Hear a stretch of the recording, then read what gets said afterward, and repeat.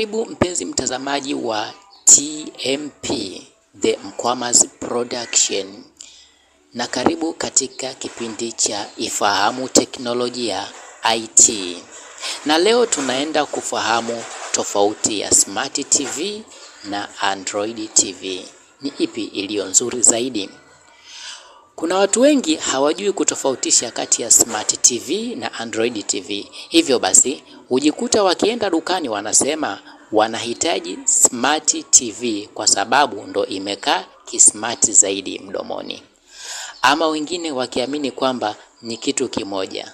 Ndugu, kuna tofauti kubwa sana kati ya Smart TV na Android TV. Smart TV ni TV ambayo unaweza kuitumia kwenye internet, kwa maana ipo na Google. Lakini pia imewekewa na baadhi ya applications kama vile Netflix na YouTube. So, ukiwa na Smart TV unaweza kupata huduma kama hizo. Android TV ni TV ambayo unaweza kuitumia kwenye internet pia, kwa maana ipo na Google. Pia nayo ipo na baadhi ya application kama vile Netflix na YouTube. Ila hii sasa ipo na ziada ya storage pamoja na Play Store.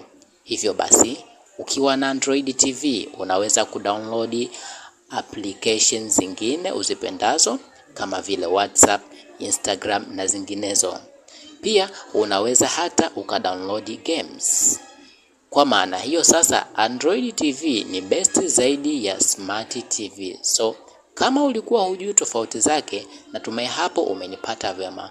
Wengi walionunua Smart TV wanajikuta wanajilaumu baada ya ujio wa Android TV.